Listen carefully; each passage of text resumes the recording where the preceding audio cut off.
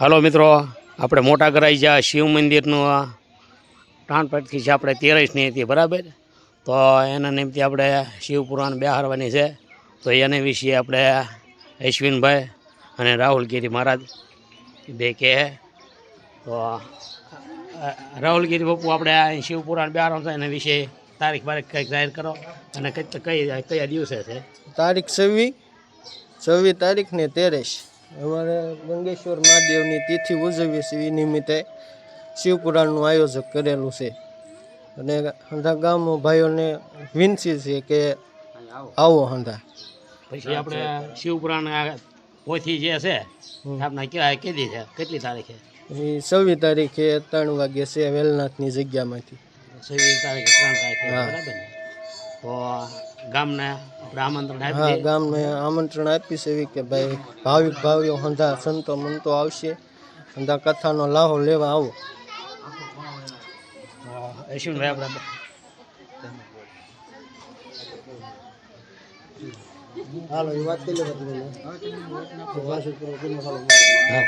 તો આપણે શિવપુરાણ કથાનું આયોજન રાખેલ છે, બરાબર.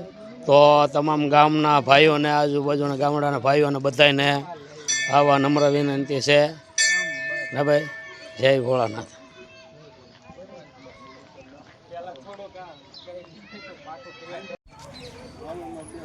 તો આપણે કથાકાર છે કૃપાલી દીદી કૃષ્ણા છે કથાકાર, બરાબર.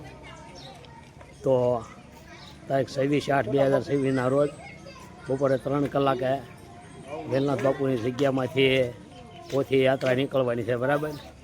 તો એ પોથી યાત્રામાં બધાને બપોરે 3 વાગ્યે જોડાવા વિનંતી, બરાબર. અને તમામ ગામના ભાઈઓ બહેનોને 3 વાગ્યે અહીંયા વેલનાથની જગ્યામાં પહોંચી જવાનું છે, બરાબર. પહોંચીને આપણે શિવ મંદિર છે મોટા ગરાઈયા, તો એ ત્યાં એ પોથી લઈને સાંજના લગભગ 6 વાગ્યે પહોંચી જાઉં, બરાબર. એનું પારણ 6 વાગ્યા પહેલાં આમ તો થઈ જાય. અને પારણ કરીને બીજે દિવસે પછી કથા 9 દિવસની રાખેલ છે શિવપુરાણની. તો સવારમાં 9 થી 12, બરાબર. અને સાંજના કેટલા વાગ્યાનો ટાઈમ છે? 3 થી 6 ના ટાઈમે રાખેલો છે, બરાબર.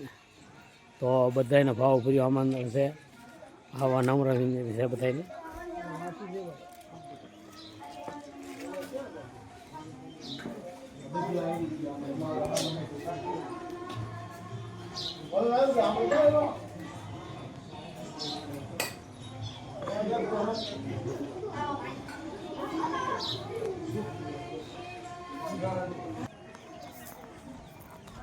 તો જુઓ, આપણે આ શિવ મંદિર છે, બરાબર, ગરાઈજાનું. તો અહીંયા કથાનું આયોજન રાખેલું છે.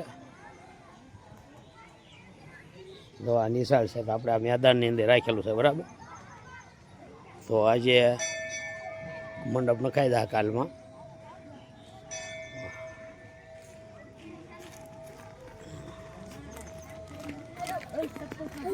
બધાના આવા ભાવભર્યું આમંત્રણ છે.